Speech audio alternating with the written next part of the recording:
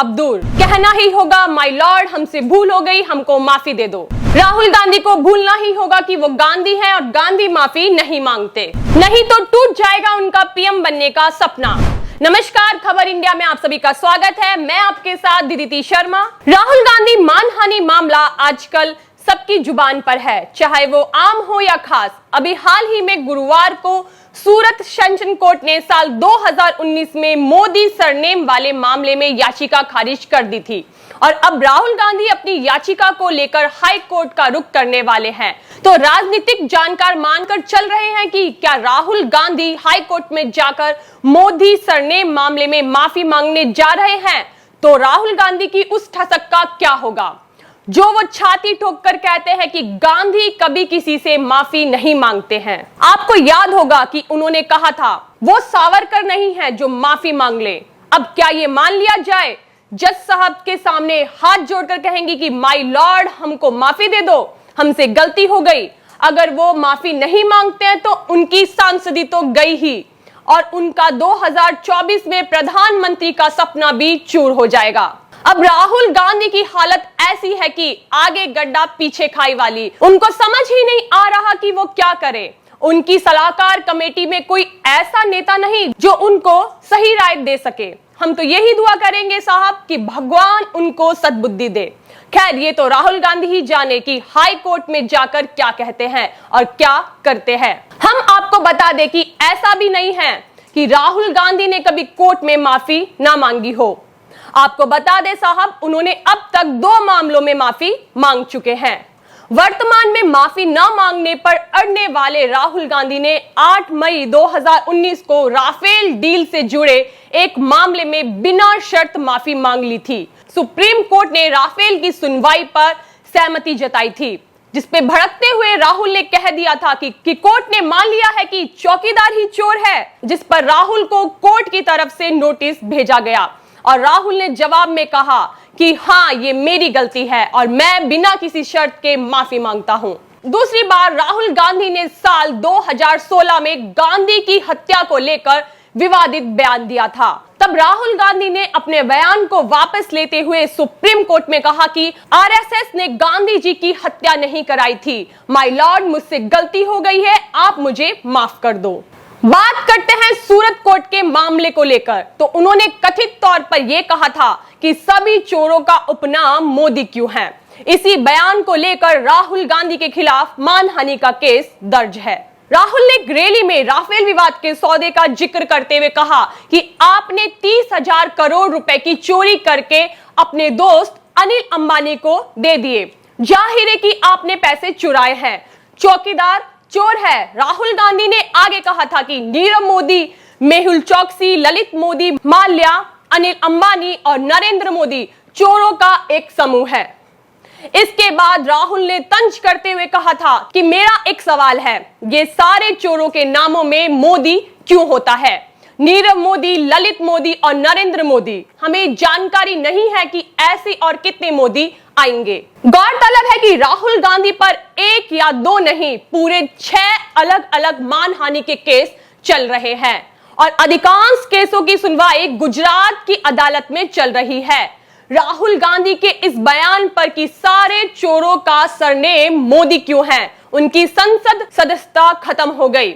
गुजरात के सूरत के कोर्ट ने आईपीसी की धारा 499 और 500 के तहत आपराधिक राहुल गांधी पर मानहानि का मुकदमा दर्ज कर 2 साल जेल की सजा सुनाई है। आइए एक नजर डालते हैं सभी केसों की डिटेल पर। गांधी की हत्या में संघ का हाथ। राहुल गांधी पर यह आरोप है कि उन्होंने 6 मार्च 2014 को महाराष्ट्र के ठाणे जिले में एक चुनावी रैली को संबोधित करते हुए महात्मा गांधी की हत्या के पीछे आरएसएस का हाथ बताया था। आरएसएस के लोगों ने गांधी जी को मारा था और वो आज गांधी जी की बात करते हैं। इस मामले में आरएसएस के भिवंडी इकाई के आरएसएस सचिव राजेश कुंटे ने राहुल गांधी पर 2018 में मानहानि का मुकदमा दायर किया था। उनका कहना है कि राहुल ने संघ की प्रतिष्ठा और मान सम्मान पर सवाल उठाया है। मामले की सुनवाई अभी शुरू नहीं हुई है। दिसंबर 2015 में राहुल के खिलाफ असम में आरएसएस के एक स्वयंसेवक ने आपराधिक मानहानि का मुकदमा दायर किया था। इस मामले में आरएसएस के स्वयंसेवक ने केस दर्ज कर यह कहा था कि उन्हें असम के बरपेटा 17 में जाने से रोक दिया गया कि वो आरएसएस से जुड़े हुए हैं। आरएसएस के सदस्य ने असम की लोक अदालत में राहुल गांधी के खिलाफ मानहानि का मुकदमा दायर किया था। राहुल गांधी के वकील की माने तो यह मामला सुनवाई के अंतिम चरण में है। 23 जून 2018 में राहुल ने अपने ट्वीट में कहा था कि अहमदाबाद जिला सहकारी बैंक के निदेशक अमित शाह जी को बधाई। पुराने नोटों को नई दौड़ में बदलने में आपके बैंक को प्रथम पुरस्कार मिला। 750 रुपए 5 दिनों में करोड़। लाखों भारतीयों जिनके जीवन को आपने नष्ट कर दिया।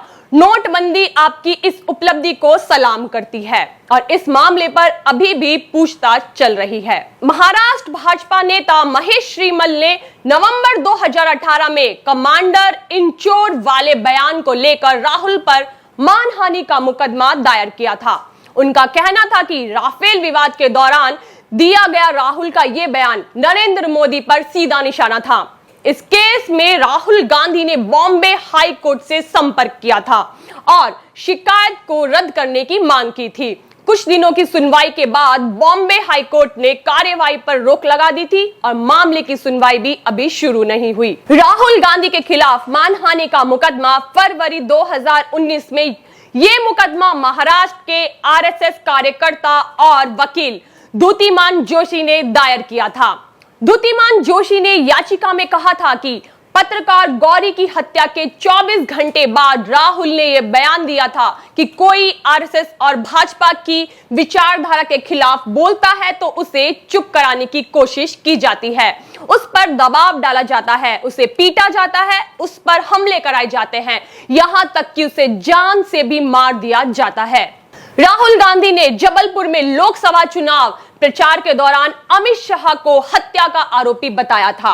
राहुल की इस टिप्पणी को कृष्णवंदन ब्रह्मा भट्ट ने बहुत ही निंदात्मक बताया था। राहुल गांधी ही नहीं, ऐसे कई राजनेता हैं जो मानहानि केस में माफी मांगते हुए नजर आए और इस फहरिस्त में सबसे आगे हैं अपने सबसे प्यारे नेता केजरीवाल। वो हर वक्त मानहानि केस में कई बार माफी मांग चुके हैं और वहीं उनके सिपह सलार आप नेता राज्यसभा सांसद संजय सिंह ने भी एबीवीपी नेता से माफी मांगी थी। कोर्ट में जज साहब के सामने माफी मांगने के साथ ही इन्होंने अदालत में खड़े होकर यह भी माना कि उन्होंने जो आरोप लगाए हैं वे सारे मनगढ़ंत हैं और इसके लिए उनको माफी दे दी जाए। माय लॉर्ड ने बड़ा दिल दिखाते हुए इन सब नेताओं को माफ भी कर दिया था। तो अब बात करते हैं राहुल गांधी। जिस मानहानि के मामले में एक्शन हुआ है उनमें से ज्यादातर मामलों का निपटारा माफी के साथ ही हो जाता है। अगर राहुल ने माफी मांग ली होती तो शायद उनकी संसद की सदस्यता रद्द ही ना होती। इस मामले में भी माफी मांग सकते थे, लेकिन शायद उनके वकीलों ने इस बार उन्हें यह सलाह ही ना दी, वो माफी मांग ले और इसी वजह से राहुल गांधी इस मामले में फंसते चले गए और अब वो इसकी वजह से सांसद से पूर्व सांसद बन गए। वकीलों की नासमझी कहें या राहुल गांधी की बुरी किस्मत जो उनके अच्छे दिन नहीं आ रहे हैं। तो देखते रहिए खबर इंडिया। धन्यवाद।